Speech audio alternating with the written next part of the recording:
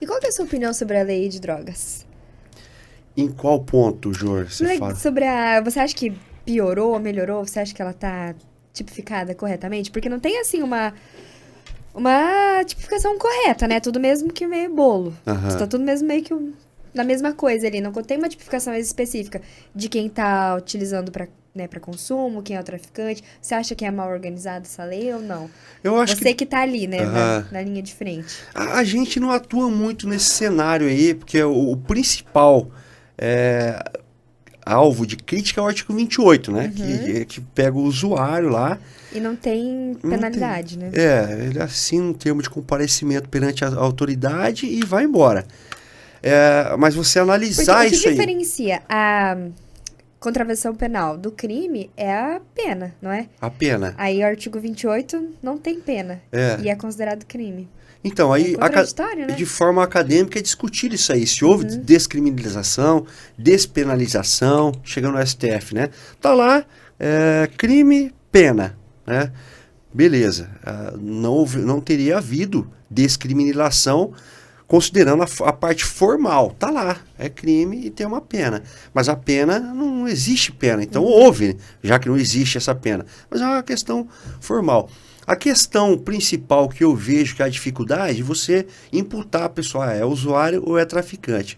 Aí a lei traz lá, né? Vai depender das circunstâncias que foram encontradas, as condições pessoais da pessoa que foi pega, a quantidade da droga e tal. Só que fica uma coisa muito nebulosa, né? Pegou Eu um acho artigo. que dá uma margem muito grande pra ilegalidade e até, Exato, né, é. partir pra uma... Eu vi esses dias no jornal que um cara foi... Pegaram ele com 10 quilos de maconha e Aham. foi tipificado como usuário. Sim. E já... Era artista da Globo, porque ele ganha 1 milhão por mês, ele pode ter 10 quilos de maconha. Pois Ou é. era um vendedor de ambulante. Aí já não dá. Então, por isso que entra condições pessoais da pessoa que foi presa, né? Uhum. E a gente geralmente cita-se não de forma pejorativa em relação à Globo, mas pessoas que ganham bem, né? É o artista da Globo que foi pego com 5 quilos de maconha.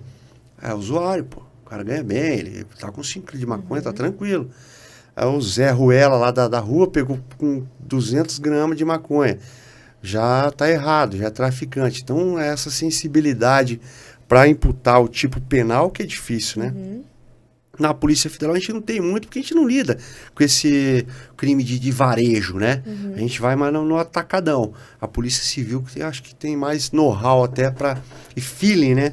Eu acho que é Uhum. um tirocínio policial. O cara acaba tendo um faro para estabelecer quem é o traficante, quem é o usuário.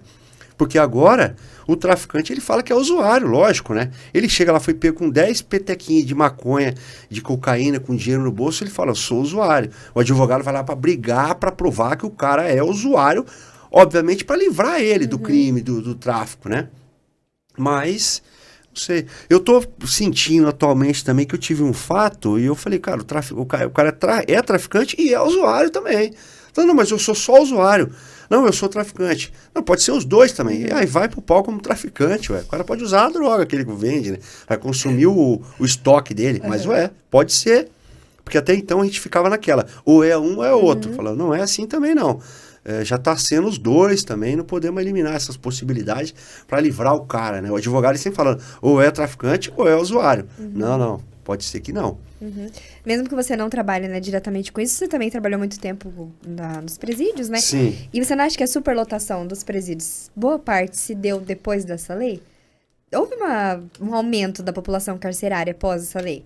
da lei de drogas, Uhum. eu acho que não, acho que deu uma diminuída, né? Com o usuário 28, com o artigo 28, e inclusive eu acho que a ideia do 28 era essa, né? De dar Uhum. uma desafogada no sistema penitenciário.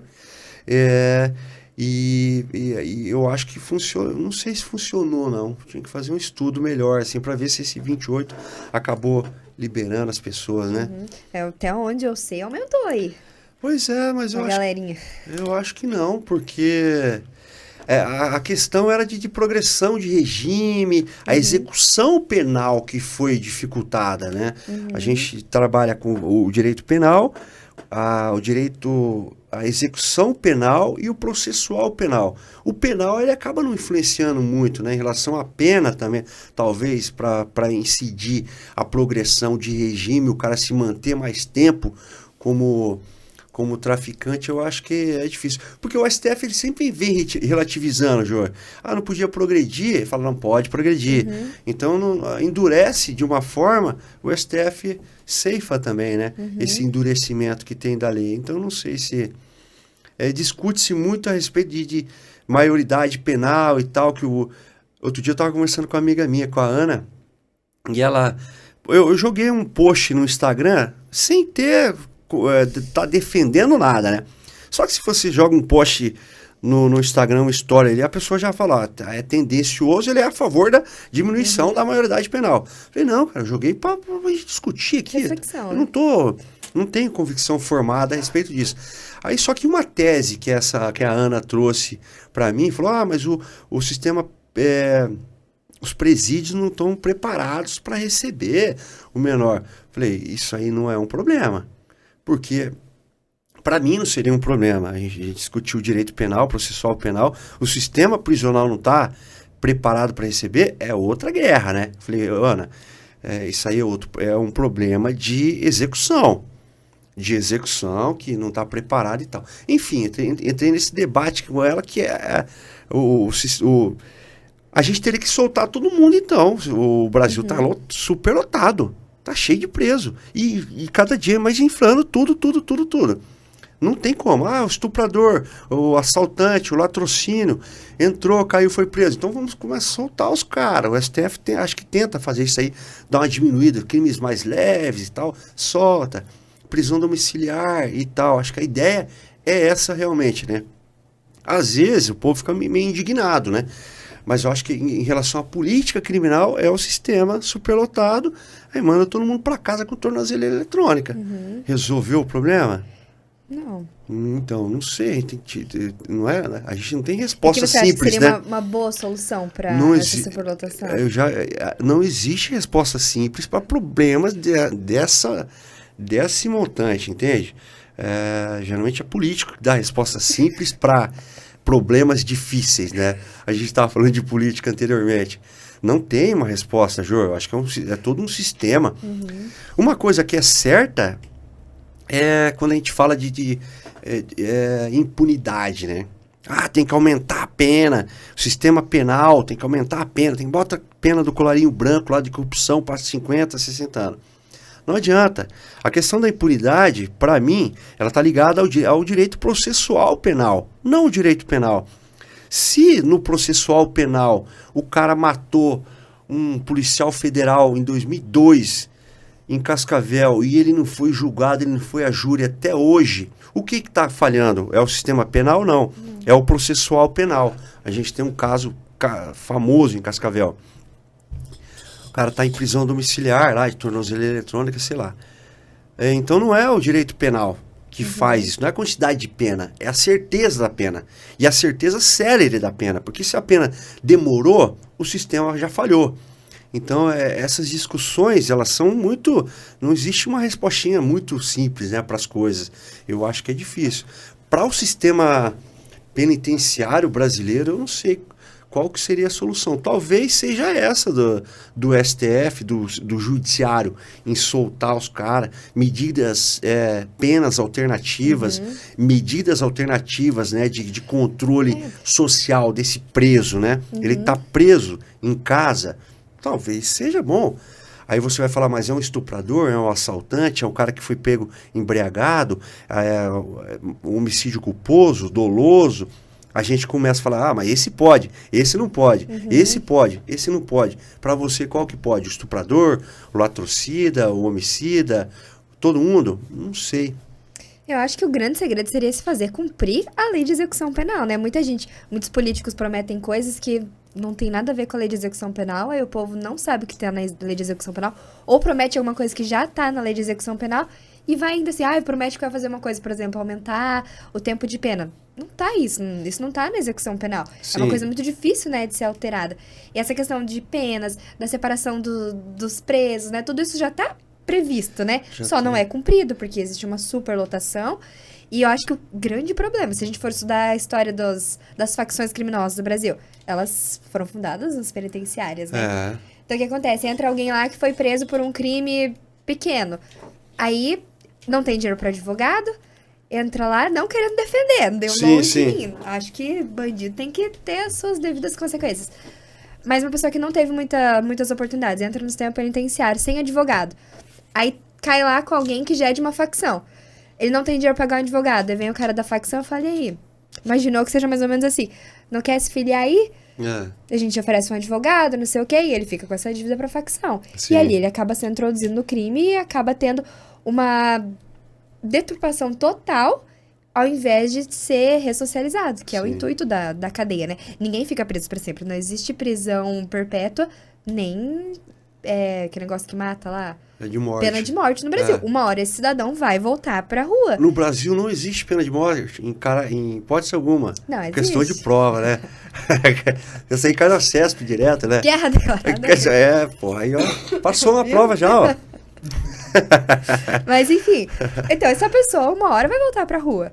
E aí, não estudou, não fez nenhum curso profissionalizante, o que ele vai fazer? Vai voltar pro crime. Exatamente, a gente tem que pensar que esse cara, realmente, acho que essa análise Acho que a ressocialização deveria acontecer. Essa análise sua é perfeita, Jor. Parabéns pela ideia. Porque a gente trabalha pensando no cara como se ele fosse preso lá e resolvemos um problema. Não, pô, ele vai voltar. Esse não problema vai voltar pra negro sociedade. que você soltou lá e nunca mais vai ver. Não, em algum momento ele vai voltar. E o quanto antes? Ele recebe uma pena de anos lá, agora ainda com o pacote de crimes, fica até 40 anos. Mas em 40 anos ele vai voltar, Vai no voltar, máximo. ele... Se tiver bom comportamento, não tiver antecedentes, tem a pena diminuída, ele vai voltar. Sim, vai voltar. E a gente vai ter que tratar isso aí. E a gente tende a não, joga pra debaixo do tapete, depois a gente resolve. Depois é pior. Porque o cara volta com uma pós-graduação, doutorado no crime. Exatamente. Ele entra lá no ensino fundamental. É uma especialização. Exato. Essa que é a questão. É um problema grave, né? Como que a gente resolve? E o problema resolve? não é resolvido muitas vezes. Por exemplo, a pessoa que roubou, a pessoa que teve o dano não tem restituído aquilo. Sim. Aí o cara fica lá preso, gerando um custo para a sociedade, que sai do nosso bolso, né, dos nossos impostos, gerando um monte de problema, e a pessoa que foi vítima ali... Então, muitas vezes eu vejo o povo revoltado, que alguém cometeu um crime, roubou um monte e não ficou preso. Às vezes, para aquela pessoa, o melhor é ele restituir o dinheiro para os cofres públicos, ao invés de ficar anos preso ali, gerando um custo. Não concorda? Aqui em Cascavel, Jor, tem um projeto bem legal aqui da APAC, né? A APAC de Cascavel, não sei se você já ouviu falar, acho que é a juíza Cláudia Spinassi, até o Fernando Halberg, acho que vai estar na frente. Tem uma amiga minha, Ana Campanha, que está trabalhando para fazer parte, né, desse grupo. Eles têm projetos e ideias aí sensacionais para trabalhar essa ressocialização do preso, né? O complexo também da penitenciária ali, que é do Sérgio Vicente, eles estão tentando botar o preso para trabalhar, para estudar, pensando... Isso é uma coisa que me irrita. Ele fala, o preso tem que trabalhar. Óbvio que o preso tem que trabalhar, tá previsto isso na lei de execução penal. Sim. E eu acredito que o preso, ele quer trabalhar, mas não tem emprego, não tem trabalho. Ele tinha que bancar, até o trabalho dele tinha que servir para custear a vida dele lá dentro, né? Até custear a pessoa que está fora, né? O preso, ele não... E não é a proibição de trabalhos forçados, né? Ninguém vai forçar o preso a trabalhar, mas ele é uma condição para ele de sobrevivência. Consegue diminuir a pena, né? Consegue remir a pena, seria benéfico, né? Mas eu acho que essas pessoas que têm ideias brilhantes aí, como é a APAC, o grupo da APAC, às vezes eles esbarram em condições assim... que limitam, né, a atividade deles lá. Vai botar o cara para trabalhar, vai chegar a gente dizendo que estão obrigando os presos a trabalhar. Opa, trabalhos forçados, que não é permitido pela Constituição. Então, e a gente tem tanta lei, né, Jor? Você falou que tem bastante lei. Lei de execução penal tem enorme... O Brasil tem 1 milhão de leis, né? Só que a gente não consegue botar em prática e às vezes não consegue pelo emaranhado de leis que existe, que elas se cruzam uma anula a outra, a Constituição na base, que às vezes não consegue nem cumprir nem a Constituição direito, muito menos a quantidade de lei que tem decorrente, né? O Brasil é muito papel, é muita lei. Pois é. Geralmente projetos como esse não tem apoio político nenhum, né? Porque... política de cadeia, de prisão, não dá voto, né? Ninguém tá interessado. Eu vou melhorar o sistema penitenciário. Ninguém vai votar nessa pessoa. Nenhum tipo de política que a longo prazo não dá voto, né? Ela não elege o cara e não reelege ele. Porque demora a chegar. Como é que eu vou investir, falar de um projeto desse de APAC, de ressocialização de preso, que isso aí vai demorar 2 gerações para talvez funcionar. Putz, o cara não quer, ele quer ser reeleito ano que vem. 4 anos, ele quer de novo. Então, isso não dá certo. Projeto de educação, que tem que ser a longo prazo para dar certo. Como é que se muda de um dia para o outro um sistema? Tem que mudar uma geração. Só que politicamente não é viável. Ele não quer esperar 20 anos para fazer os nossos filhos passarem por uma educação de qualidade, chegar num nível superior de qualidade. Porque não dá a volta, vai demorar demais. O político não quer isso. Ele quer eleger agora, pô.